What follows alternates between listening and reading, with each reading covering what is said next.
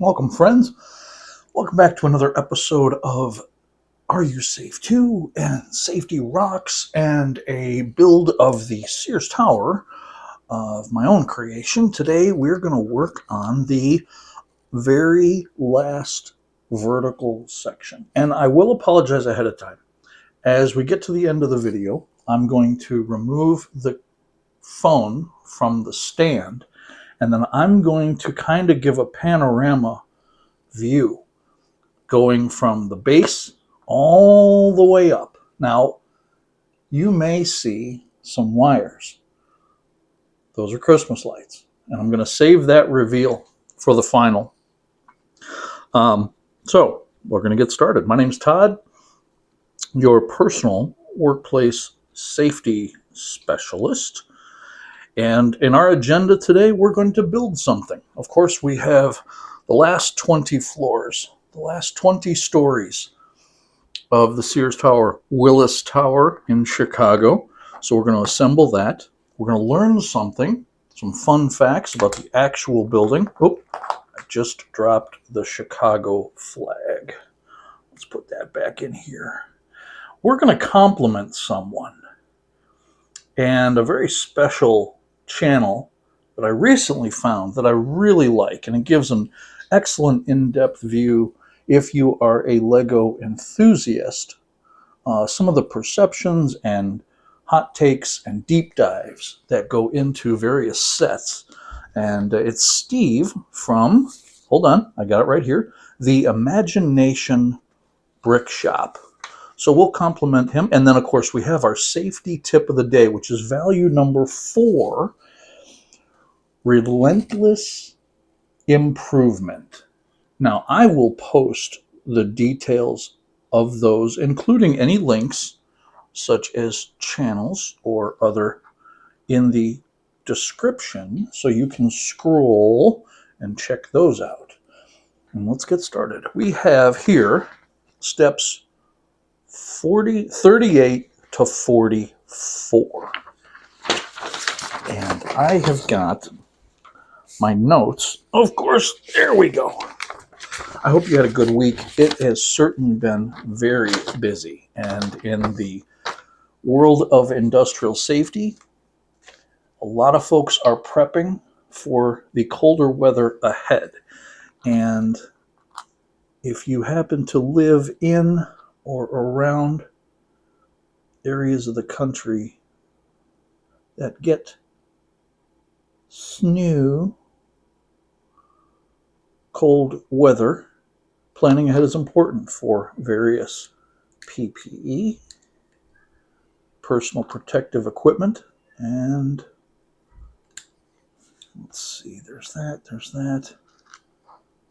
We have these going up this side there.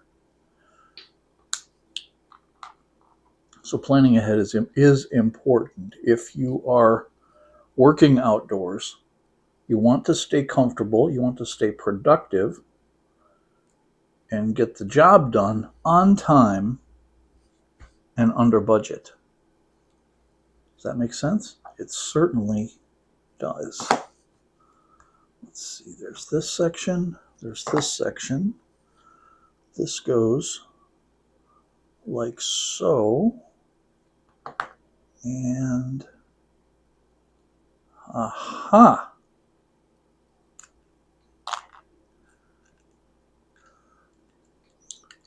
The Skydeck at the top of the Sears Tower is at the 103rd floor. Now there's 7 floors above that are not accessible to the public. So you cannot go actually to the 110th floor. Those upper floors are reserved for news, weather. I believe there's some federal offices up there. Of course, getting a bird's eye view of the city at large. But the 103rd floor is where the Skydeck is. And yes, the express elevator from the lobby, visitors center, to the top takes about a little over 60 seconds. And in the Skydeck, as part of one of its capital improvement initiatives, they created the ledge. Now, this is an outcropping. It juts out from the building about 4 feet, and it has a glass floor. Can you imagine? You know what? I had all of this planned, and my intention was to make sure that the right pieces get put. I did it. Yes, I did. Okay, so from the 90th floor, which we last left off, we've got 1, 2, 3, 4, 5, 6, 7, 8, 9, 10, 11, and then we have the Skydeck. Now, I hope you can see this. I have pre-built a number of these. This one is clear, and it would fit right on top here. Now, I didn't include the ledge, not in this scale. But I also, see, I dropped the Chicago flag again. So we're going to take these other Skydecks out. I built a little garage in the base underneath the model where I can slide in and out the different colored Skydecks that can interchange. So for instance, let's say I don't want to have the clear. Instead, I want to have pink. And for the month of October, we want to recognize the Save Second Base month. So in my model, quote unquote, I have pink translucent tiles that the lights will reflect through. And so when that's not being used, it goes into its base there. Or let's say we're going to celebrate the Bears. The Bears! So we're going to take the orange and blue Skydeck and replace it like so. Easier said than done, right? Yes. So that'll slide into that position there.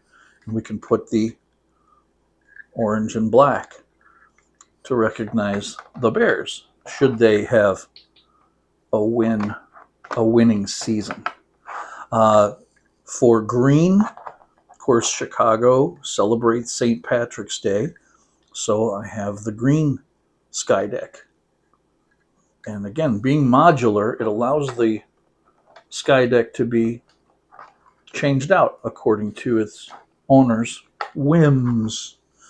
This one is blue, recognizing the Cubs. Again, should they have a winning season, we want to recognize that. And then last but not least, red for the Bulls. So I'm going to leave this one in place. I'm going to park my clear Skydeck in its spot in the garage. And then on top of the Skydeck, we have our remaining floors that clip into place like so. And then I'll feed the Christmas lights through. And yes, you'll be able to see all of that in the next final reveal, big, epic episode right here on YouTube. Stay tuned, folks, because I'm very excited. 9 months I've been working on this, from research and design and development to planning and executing all the different elements that went into this creation as a Lego model. So we have the 20 floors like so. And then on top of that, we have the roof. Wait, that is the red Skydeck is in place, so this needs to go park itself in the garage. The roof here. Now in construction, one of the traditions is to place a tree at the top of a structure. Topping off ceremony is a big deal in construction. It's cause for celebration because the framework of the building is in place. So to honor that, where the antenna array will eventually go during, again, that next big, epic, awesome final of this mock episode. I can't wait to start the Titanic. That's going to be fun. And I have some special episode events as well as shorts and posts to the coffee link for special members who want to chip in and share a coffee with me. So this is the build. The Skydeck, 103rd floor. We have the ledge, which juts out 4 feet with a glass floor, so you can look straight down. That's 103 floors, plus however tall you are. 1,030 feet to the ground. You're looking straight down. And on a clear day, of course, you can see 4 states. In the building itself, there's 25 miles of plumbing. There's 1,500 miles of electrical wiring. There are 80 miles of elevator cabling. And when the last beam was ready to be lifted and put in place, 12,000 people signed the beam. And that included construction workers, employees of Sears and Roebuck, special visitors or dignitaries from the city of Chicago, as well as other folks. But 12,000 people signed that beam before it was lifted and put into place. So we're going to take this and lift it into place, and then I'm going to move the camera and give you a bird's eye view. I'm going to take this wiring here, and I'm going to feed it through into this section of the tower. And then I'm going to put this into place like so. All right, so now we have 110 floors. We're going to cap it. We're going to take our tree and cap this off like so. And now I'm going to take the camera, and bear with me, folks. We're going to give you kind of a drone view of the project, the scope, of course, notes, various helpful hints and agendas. All right, I'm going to move slow because I don't want you to get seasick. The Skyline Lego set, and then the original Lego set of the Sears Tower that was released before the name change. So that's kind of a rare item. And then we're going to begin here at the foundation. Now, if I pull back a little bit and move my hand over here, you can see how I can slide these Skydecks in and out of their garage. Now, I am waiting for a couple of base plates to come in. But this way it makes for easy storage. And I thought, how can I make sure that I don't lose any of those colored Skydecks? So we have those here in the garage area. Our Chicago guests, of course, Michael Jordan, over at the far right, Ryan Sandberg, minifig Michael Jordan, minifig Ryan Sandberg, minifig the coach. We have Stan Mikita holding the Stanley Cup, the Blues Brothers, and then Mr. Rose, also from the Bulls. The base structure starts here, and then there's a rooftop garden. And then as we start to climb and work our way around to see this band of red, that is the 23rd floor. I did that in honor of Mr. Air Jordan himself. The 13th floor only has the smoke-tinted translucent tiles because, of course, I'm not superstitious, but hey, as a safety person, you don't want to take chances. So you can see the difference between the clear and the smoke tiles, and it will look very cool when it's lit up. Again, I'm going to take my drone phone here and work our way up to the 50th floor. And then it continues going skyward till you get to the next set of cut-ins. And then you also have the 90th floor, and then that tower that goes all the way up with the Skydeck. And there's our little tree right there.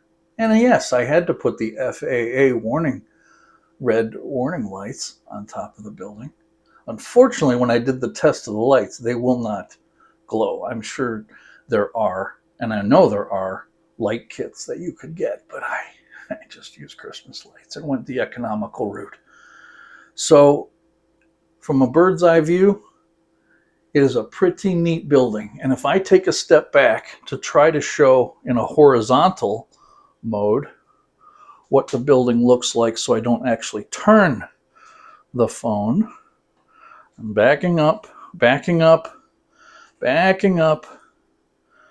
Oh my gosh, this is about 38 inches tall, and I can't even fit the whole thing into the frame.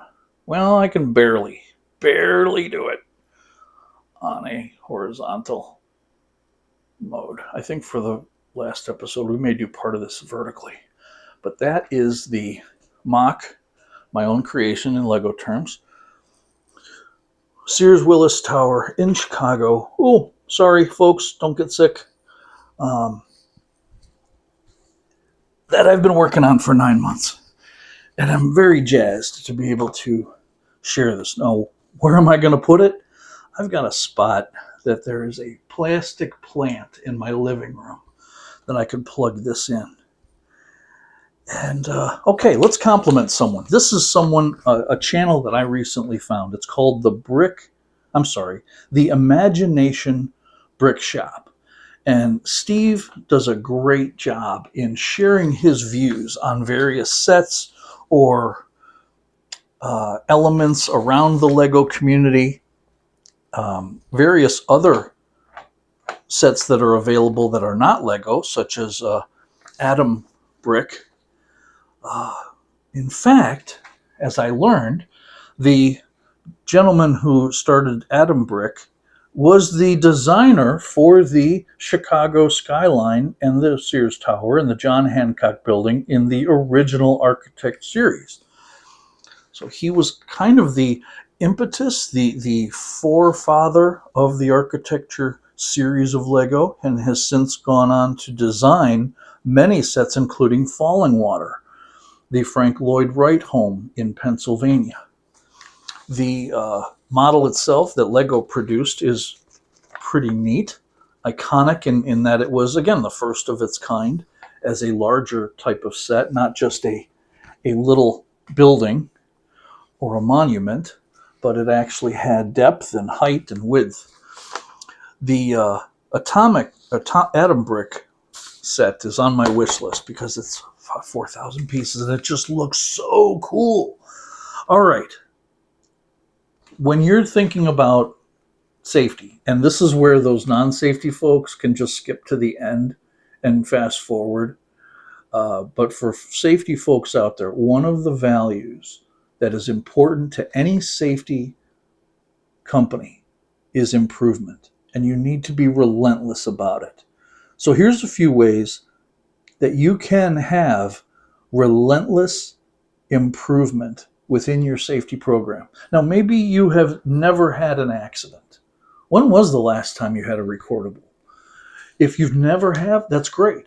But as with anything you do in life or in work or with family, how can you do things better? How can you do things more efficiently and save money? Can you plan ahead, like I'm doing with many of my clients, planning ahead for the winter months and making sure that jackets and hoodies and long sleeve shirts and hand warmers are all where they need to be when they need to be there as the temperature drops? Because the last thing you want as a safety manager is to go, I need something yesterday. That really puts a wrench in the machine for the supply chain. So if you plan ahead in September for colder weather that'll start in a month or so, you'll be in a much better place. You might be able to take advantage of pre-season or early bird discounts. Same thing with the summer. If you're going to get electrolytes, plan ahead in February and March so that the inventory and supply chain doesn't run out of you on you when you need it most when the summer hits. Okay, so here's one. Regularly reevaluate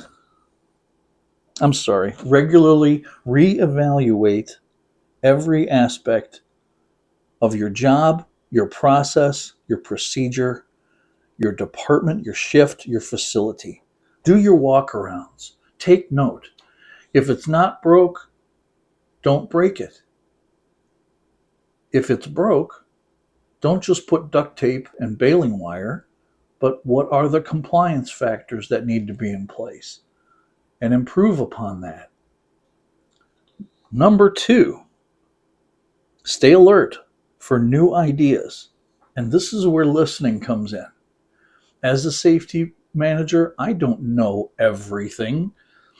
So relying on those people that are up to their elbows in alligators in the process, getting their perspective and their views, listening to them, asking. Have you ever heard the excuse, well, that's the way we've always done it? That's crap. Don't use that as an excuse for putting a process on the shelf. If someone does give you that excuse, well, that's the way we've always done it, maybe that's a red flag to say, yeah, let's take a look, and maybe there's some changes we could do to help the employee. If the employee works more efficiently, they're able to be satisfied and do their jobs effectively. Here's another excuse. Let me tell you about the words always and never. Always and never. If you hear those in a conversation, I think there's an episode of Friends. We'll always be friends, or I'll never break up with you. That applies in the workplace too. We'll always be your supplier, or we'll never find somebody else to replace you. So again, listening to clues of what employees are saying, doing, and acting on can be an open door to creating change, and be relentless about it. Another one, getting better at what we do. It means increasing efficiency. It means conserving your resources and reaching higher, stronger, and thinking outside the status quo. Reaching beyond our self-imposed limits. That's something I used when I taught rock climbing. We have self-imposed limits that we put upon ourselves as people. And like with rock climbing, there's a mental step-by-step process to reaching higher. And when you think you can't go further, try reaching for that next hold and push yourself up with your legs. In business, it's much the same way. So being relentless about improvement is so important in a safety company. And again, I'm going to put this in the description as well as in the coffee channel. I want to thank you for joining me today as we worked on the last 20 floors. We complimented Steve and the Imagination Brickshop. We learned a little bit about the Sears Tower, Willis Tower, and we also had our safety tip of the day. So with that in mind, I want to close by just going through where my notes are.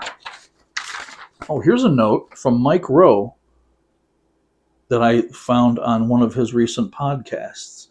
There are 7.6 million open jobs, and much of these are in the trade skills. So if you're looking for work and you have those skills that are needed, desperately needed, there are 7.6 million open jobs available right now. And I, for one, am very glad to be part of the safety equation for workplace. That takes care of our floor plans.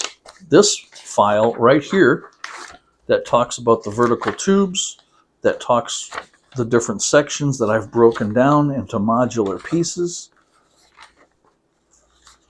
I can file this in my binder. We also have completed a number of steps. And should we add up? Yes, we should. We should add up where we're at right now. So we started today with 3,096 pieces. Now, we added 20 floors. And so all the bricks that went into that is about 280. So if I take